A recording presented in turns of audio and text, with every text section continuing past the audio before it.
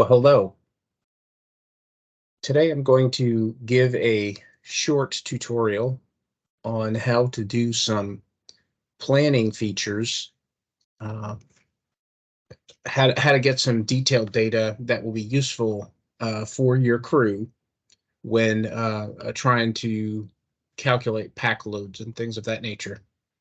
So I'm going to be starting with the 2023 itinerary guidebook. This is something that is available, published online. Every year they publish one of these, and from year to year, they're fairly consistent. They might make some minor changes in some itineraries, but overall they're pretty similar from year to year. So you can Google this and get this document today for whatever trip you're planning for. Certainly, what I'm assuming is that you know which itinerary number, as if you're a 12-day or 9-day or 7-day, I'm assuming that you know which itinerary number you have, although you could follow these techniques not even knowing, just so that you could play what-if games. But I'm going to assume that you know, and for this example, I am on a crew that is doing itinerary number 9-12. So as you familiar with this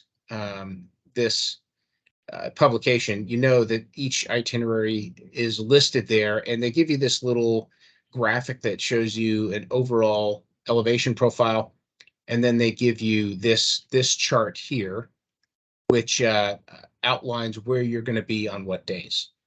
So what I'm going to do is I'm going to take that information and show you how to expand upon that to get much more detailed information for planning purposes. So let me get the one that matches my itinerary, and then I'll show you what I did in order to get additional detail. All right, so I'm 9-12. And you can see they give you this very crude graphic showing you where you're going to be on what days, some highlights, when you're doing stuff, and overall elevation profile. And then really the important thing, there's some description, kind of like a marketing description of the types of things you'll do. The important thing is this chart. And a couple of things to pay attention to this chart is this little D means that is a dry campsite. And there's some other little codes that other itineraries have, like if there are showers at a particular camp, they'll mention that as well. So starting from here, what do I do? As you can see, I've made a spreadsheet that matches, day for day, what they tell me here, and program features, and they tell you where food pickup is. And this is really what a lot of this tutorial is going to be about. So here's my spreadsheet. It's as you can see, it's following the same, starts at the same detail. These numbers here match what they tell you in terms of what's published, but I'm going to show you how you can refine those to get maybe a little better information. Over here in this chart, they told us where we're picking up food. And what I'm doing here is identifying how many meals we're going to be carrying at any given time. So on this first day, June 30th of this year, that's our first day on the trail. We're eating in base camp that day. So that means when we leave, we're carrying lunch and dinner for that day, and then breakfast, lunch, and dinner the next day, breakfast, lunch, and dinner the next day, and then the next day we're stopping in Baldy Town. So I'm assuming we only carry breakfast that day. So, and I've got them color coded here. So we've got 3 different refueling places. We're leaving base camp with what's in yellow. When we get to Baldy Town, we'll pick up the things in green, and then the very next day we pick up more stuff at Cimarron Cedar. That's all the stuff in gray. And then I've got for dinners the last 2 nights. For this particular day, that itinerary has a chuck wagon dinner that day, so we won't be carrying that food.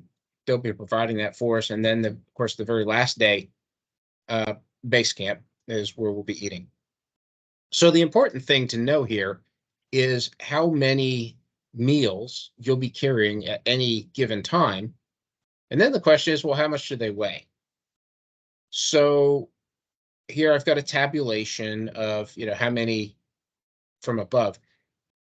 There's a gentleman named Jeff Wilson in April of 2023. He published on Facebook some data he had collected where he got average weights of these meals an average breakfast weighs this many pounds, an average lunch weighs this many pounds, an average dinner weighs this many pounds. Now, I have not personally verified this. I don't know how big the sample size was. So take that with a little grain of salt. But the idea here is to then associate each breakfast weighing that much, each lunch weighing that much, each dinner weighing that much, which is what we do, which is what this is over here. So it's now just summing stuff up, adding it all up of how many breakfasts, lunches, and dinners we're carrying each day, right? Because here we're carrying at this point in time, we're carrying 3 total breakfasts. This one, and this one. Those breakfasts times an average breakfast weight of that means we're carrying that much in breakfast weight. And we're carrying 3 lunches and 3 dinners.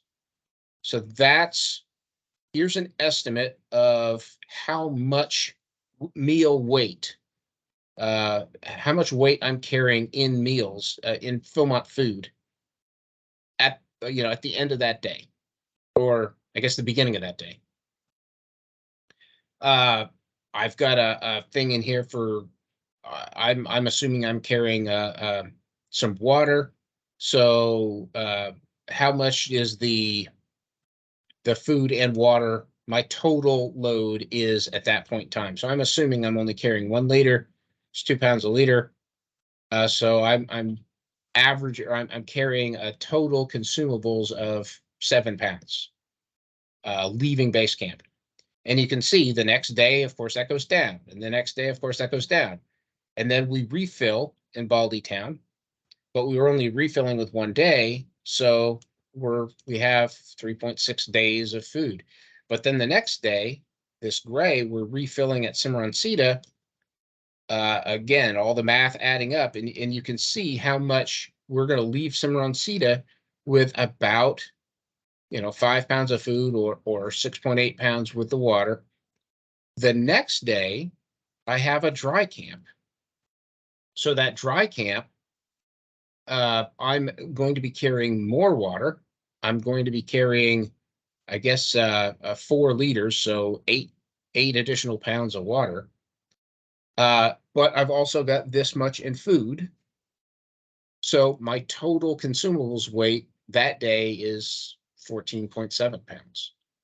And so that's how much you have to budget for if you're monitoring how much your pack is likely to weigh.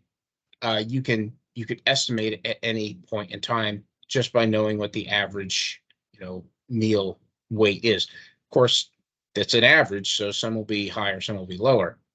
But I'm also able to figure out on average, for me, on average, I'll be carrying 5 3/4 pounds of food on average, or I guess that would be consumables on average at any point in time during the Philmont trek, going as high as like 14 pounds and as low as 0 or 2 pounds, just 1 quart of water, depending upon when in the trek you are. So that's an important, doing some sort of little exercise